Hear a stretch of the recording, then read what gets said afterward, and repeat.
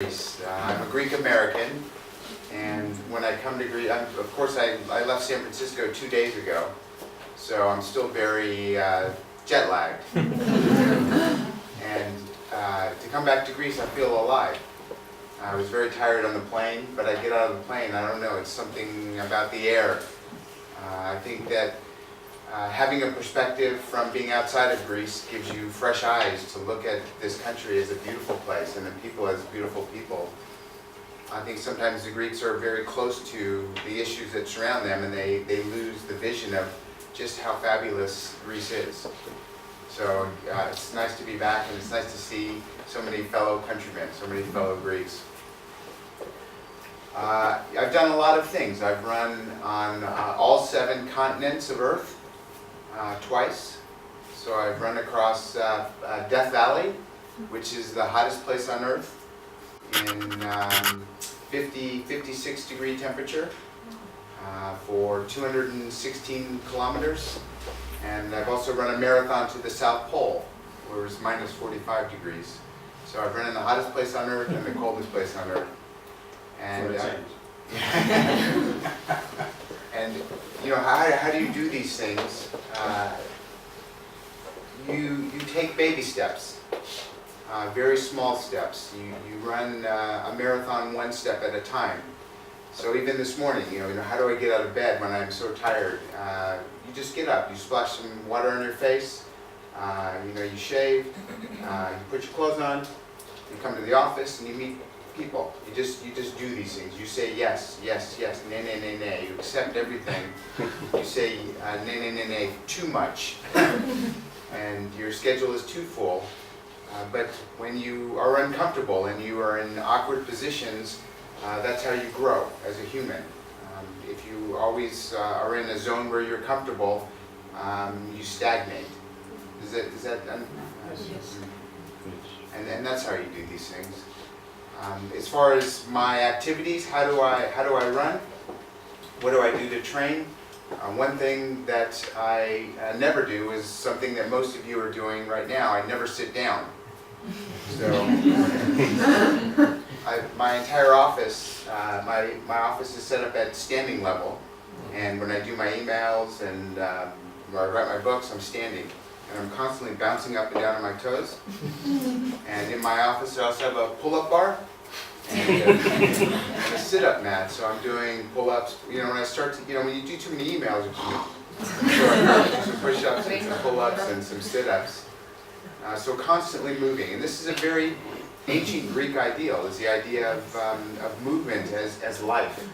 So constantly moving, constantly exercising, running, keeping my heart rate up throughout the course of the day. So I don't look at myself as, you know, go to the gym for 1 hour and you're done. I see 24/7, I'm an athlete.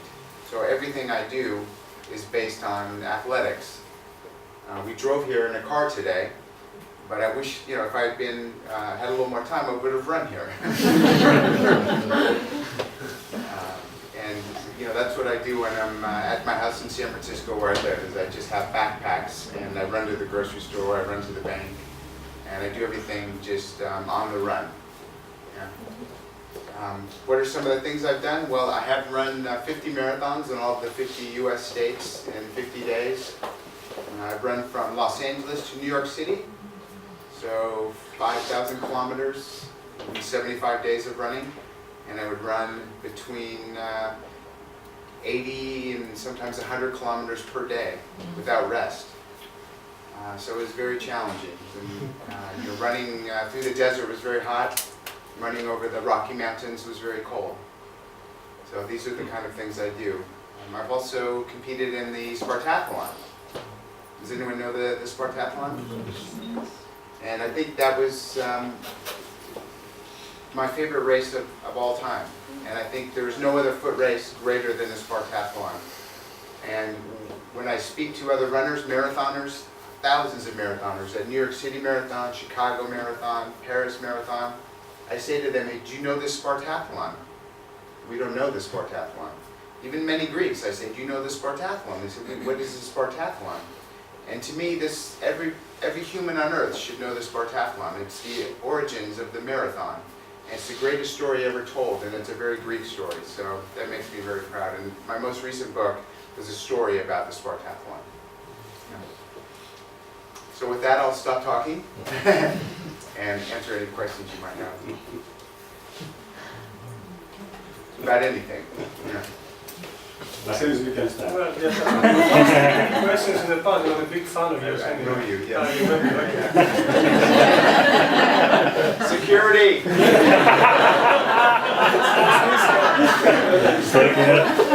What amazed me was your daily routine. If you can talk to the guys about your daily, what time you wake up, what you, the way you wake up, etc. Within the day, I think that would be interesting for everyone.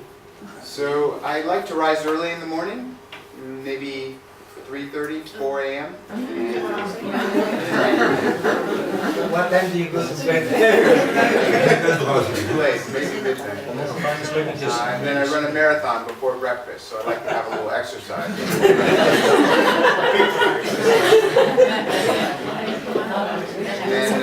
And when I come back to the office, again, I'm doing my push-ups and pull-ups and sit-ups. And about 1,000 at a time, how many? Well, I have it's called HIIT training. I don't know if you know this term. It's high-intensity interval training. So it's very intense for short duration, so 10 to 12 minutes. Constantly moving though, so pull-ups, just push-ups, sit-ups. And I do 5 or 6 sets of those throughout the course of the day. And then in the afternoon, I go for a shorter run. Maybe 20, 25 kilometers, yeah.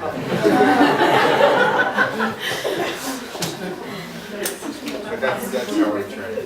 What time do you sleep at night? 11:30, midnight. I only sleep for maybe 4 or 5 hours a day. Is that enough? Oh, I don't want to sleep at all. How do you, Okay, what do you eat during the day? Pizza, pasta. Where to start? My diet, I used to eat a lot of pizza while I was running. One time I was out on a run and I had no food, but I had a cell phone and a credit card, so I called for a pizza delivered to me. What address? When you sleep, you make push-ups too? That's also what I do, but I'm not losing weight. I wonder why.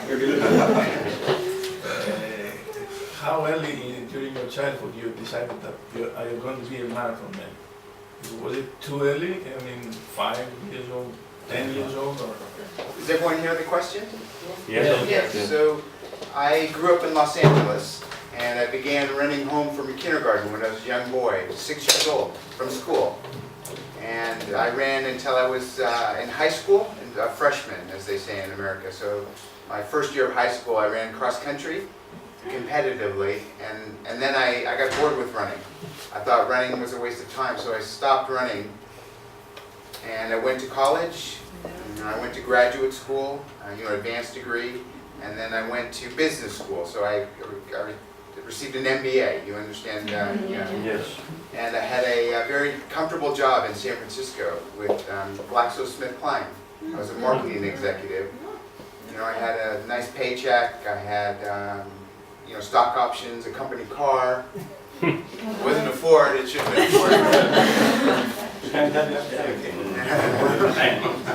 And then I was in a nightclub on my 30th birthday. So in a bar on my 30th birthday, doing what many men do on their 30th birthday. I was getting very drunk. And I said to my friends at midnight, I'm going to leave. And they said, where are you going to go? Let's have some more tequila. It's your 30th birthday. And I said, no, instead I'm going to run 30 miles to celebrate my 30th, so 49 kilometers. And they looked at me and they laughed. They said, you're not a runner, you're drunk. So for 15 years I hadn't run. But I walked out of the nightclub, I walked out of the bar, and I decided to run 30 miles that night, at midnight. So who was chasing you? And then that's how I became a runner again. Yes. And I didn't own running gear, but I had silk, comfortable boxer shorts on, so I just took off my pants and I ran in my underwear the whole way. I was very drunk. 30 miles. I mean, I ran it's 7 hours, all night, ran all night. And when I became sober, I thought, this is crazy. Why am I doing this? But it felt like my life, like I should be a runner. I didn't like business, I'm sorry.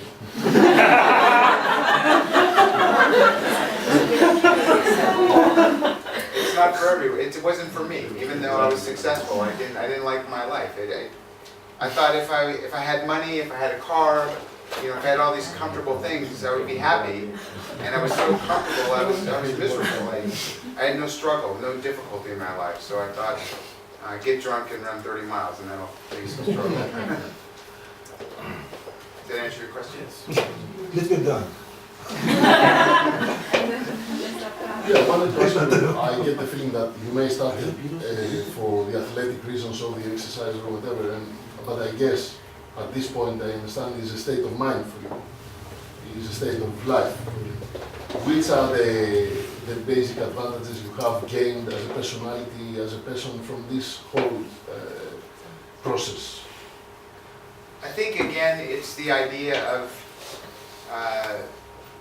pushing yourself to such extremes that you grow as a person. You learn so much about yourself. I think, has anyone run a marathon? I know you've run a marathon. How many is there marathoners here? Youngest as well, yeah. Well, you learn about yourself, correct?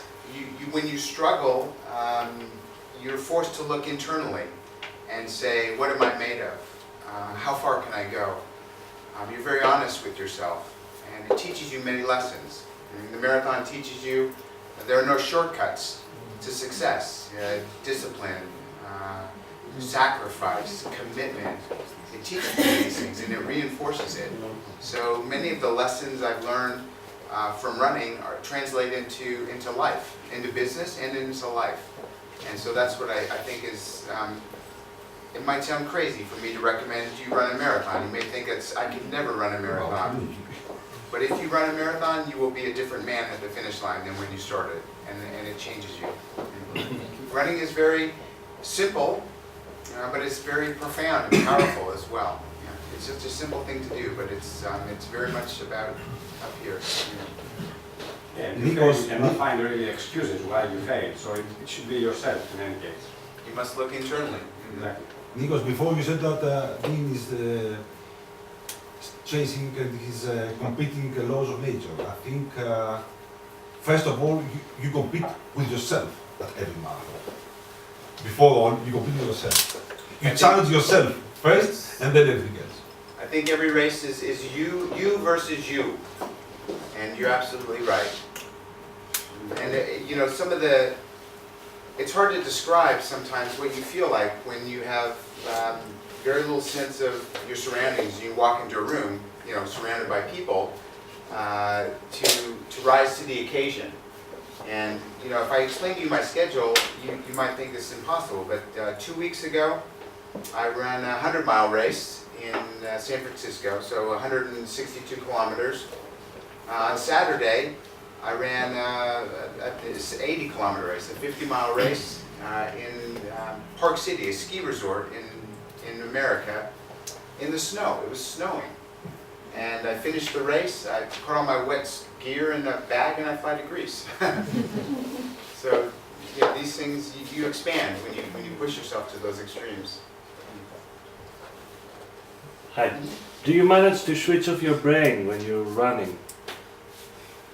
Are you getting in a safe mode? I think it depends on the duration of the run. I think that sometimes you're very aware of the surroundings, and you're looking at your watch. You're thinking, I'm tired, I'm fatigued. When it gets very difficult, though, I think that you're very much in the moment of time. You don't think about the future. You don't reflect on the past. You're in the now, in the present, and it's very rare that we live our life in the present, right? I mean, typically we have many thoughts going through our minds. Our minds are racing. We're thinking about all sorts of things. We're thinking about the past. We're thinking about future goals. But when you're struggling, you don't think about anything except right there at that moment. So as simple as just take your next step. take your next step. And that's all you think about. And to me, that's very cleansing. It's very rejuvenating because my life, as your life is filled with so much noise. And it's rare that you're just alone with yourself. And to me, that makes me complete. Does that address your question? Yes. What is the perception of time? Is it shrinking or stretching at the time when you live in the present? Time is it's eliminated. It's almost like Zen, where you get into a zone and 3 hours might go by and you realize, oh, then you come back to reality and you say, oh, I've been running for 3 hours. Yeah. How does this work on extreme temperatures running? Because there are such inhuman conditions. So when hostile to the human body. I like the zesty, I like the heat because I'm Greek and I have, I like the heat. The cold is very difficult for me. So I know how to layer my clothing. I have special equipment made for me. Yeah, but I think equipment makes a big difference with the cold. And your body, when you run in the heat, your body adapts. So you lose body fat because body fat is insulation. It makes you warm. You become what they say more vascular, so you can see your veins because that helps cool your skin. So your body adapts in these ways. It makes it easier. How do you manage to protect yourself from injuries? Because as I understand, you have done extraordinary things, and your program and your schedule is very demanding. How do you protect yourself? Well, one thing that's they've analyzed. A lot of scientists have analyzed me, and they put me on a treadmill, with cameras, and they look at what's called how you run, your biomechanics, so your alignment. And they said that, my gosh, you run exactly as a runner should. If we could engineer a perfect body for running, your body is this body. And these are things you inherit, right? These are not things you can train for. Like your biomechanics come from your family, from your parents. They say that the best thing you can do as a long distance runner is to choose your parents well. I think Mom did, but having good biomechanics, I think, helps with injury prevention because if you pronate or supinate a little bit over a marathon, it becomes more and more intense, where for me, this doesn't happen. But I also I do a lot of cross training, and I think if you only run, you'll get injuries from running, that you should have full balance. If you look at some marathoners that are champions, they either have a very good year of running or they're injured. In 2 decades of running, I have no injury. Does that answer your question? Yes. Because the next question would be how you overcome the injuries, but Start opportunity, yes. I've lost a lot of toenails I lose. That's the most. Yeah.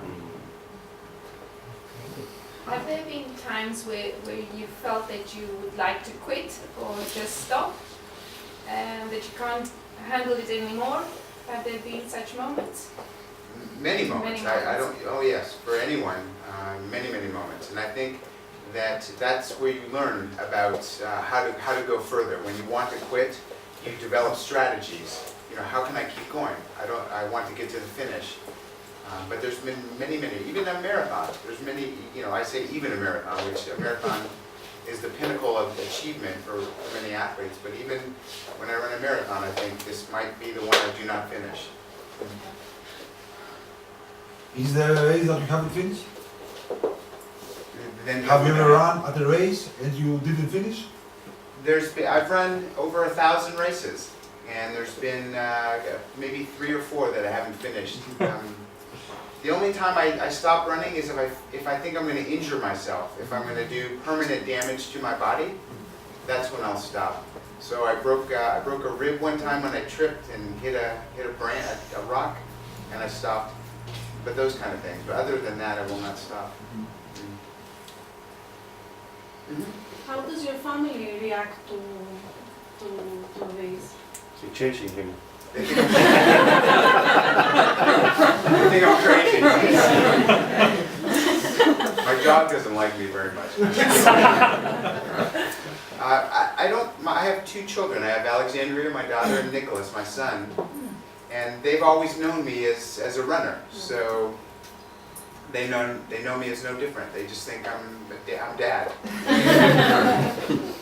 Do they run as well? They run if I'm chasing them. Which is a lot. So what other kind of exercise do you do to maintain this balance that you were saying? I love to, I'm a surfer because I grew up in California. I like to mountain bike. I like to rock climb. Stand-up paddle, subbing. So all outdoor activities. Like I don't play basketball. I'm not much of a team sport man. I think you must find sports that you love to do, and that way you feel motivated to do them. Yeah.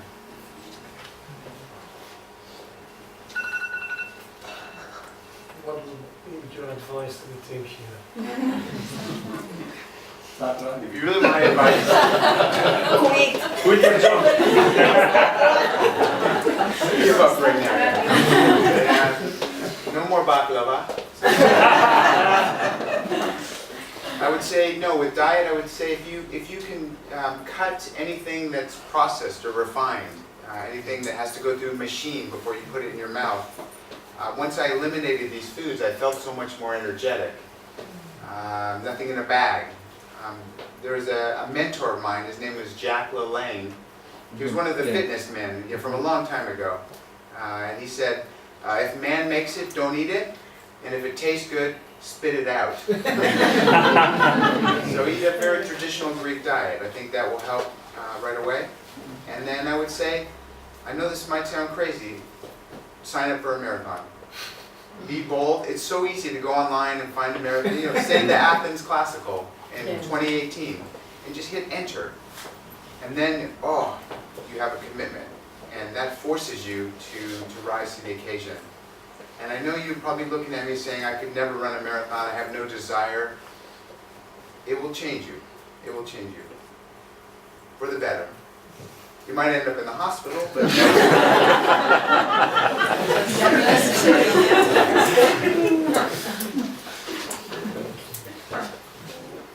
So the diet, because we stopped before eating pizza, what is your daily diet? How much calories? When I ran across America, I was eating 10,000 calories a day. Me too. But my diet it's very much a traditional Greek diet. I eat lots of horta, lots of vegetables, lots of salad, lots of fish. I live in San Francisco, so salmon, wild caught salmon. I think cold water fish is very good for your joints as well. It's good protein. It has these omega-3 fatty acids, which are anti-inflammatory. So if you saw my diet, you would say this is an old Greek man, but that's how I eat now. Any meat? Any meat? Once a year. Once a year I have red meat, but I have fish almost every night. So when you mean traditional Greek diet, you mean also ouzo, wine, steaks, things like that. I assume. Pizza. No, traditional, not traditional, but wine is beer is very Why I drink a glass of wine, once or twice a week, and red wine is very good. It's antioxidants. And twice a week. Once or twice a week. Not traditional diet. Coffee? I drink, yes. So don't offer him a chair, but Yeah, coffee. Okay. Maybe one more question. What are your next plans? My next plans. So I once ran a marathon in all 50 of the United States in 50 days. I want to run a marathon in every country of the world in 1 year. So to set out on a global expedition, there are 203 nations, and I want to run a marathon in every single country,